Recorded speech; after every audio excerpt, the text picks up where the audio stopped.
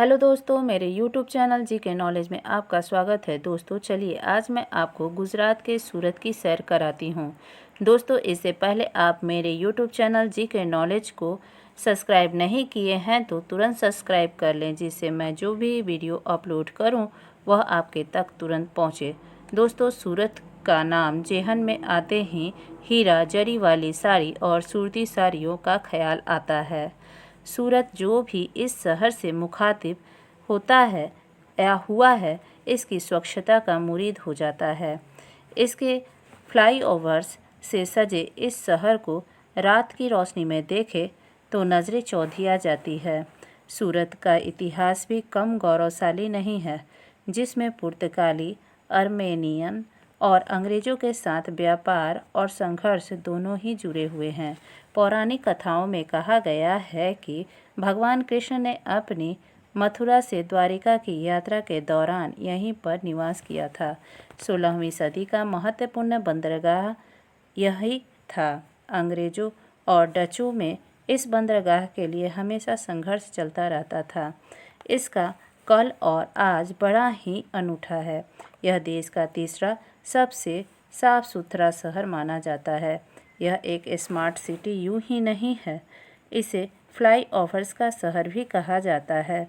यहाँ सूरत municipal corporation ने शहर के बरछा इलाके में 40 टन लोहे के कबाड़ से शेर की प्रतिमा स्थापित की है। यह एक स्मार्ट सिटी है। यहाँ घूमने का तरीका भी काफ़ी स्मार्ट है। इस आधुनिक सिटी का अतीत में जोड़कर हम देखना चाहते हैं तो इसका भी बंदोबस्त सूरत म्यूनिसिपल कॉरपोरेशन ने कर रखा है। सुविधा के लिए सूरत हेरिटेज वॉक ऐप है। इसे डाउनलोड कर बिना किसी की सहायता से शहर के धरोहरों से रूबरू हो सकते हैं। मात्र 2.5 किलोमीटर के दायरे में फैला हेरिटेज वॉक में 25 ऐतिहासिक महत्व की स्ट्रक्चर को ऐप में बने हैं। हेरिटेज मैप और जानकारी की सहायता से देख सकते हैं। 2.5 किलोमीटर की यह हेरिटेज वॉक शुरू होती है इंग्लिश सेनेटरी से और डच और आर्मेनियम सेनेटरी होते हुए सूरत फोर्ट पर ख़त्म हो जाती है। इस बीच पड़ने वाले बेहद खास स्मारक जैसे पार्श्वनाथ जैन मंदिर, जिसका 55 फीट ऊंचा गुंबद पूरे भारत में प्रसिद्ध है, पुरानी हवेलियां और अन्य महत्वपूर्ण धरोहर। सूरत में सबसे प्राचीन विख्यात गोपी तालाब साल 1510 में उस समय के मुगल गवर्नर मलिक गोपी द्वारा तैयार करवाया गया था। यह शहर में पानी की आपूर्ति के लिए बनाया गया तालाब था, लेकिन कालांतर में अन्य तालाबों की तरह भी इसकी हालत बिगड़ गई थी। फिर जनता और सरकार की मदद से इसको जीर्णोद्धार किया गया। यह शहर का मुख्य पिकनिक पार्क या स्पॉट है। यहाँ मनोरंजन के अनेक साधन हैं, जैसे थीम पार्क, गेमिंग जोन आदि। सूरत की पहचान डायमंड से भी होती है। इसे हीरो की नगरी भी कहा जाता है। इसके लिए सरदार वल्लभ भाई पटेल म्यूज़ियम जाना गया है और जाना भी चाहिए। यह 3 मंजिला इमारत है, जिसमें अलग अलग मंजिल पर अलग अलग गैलरीज हैं।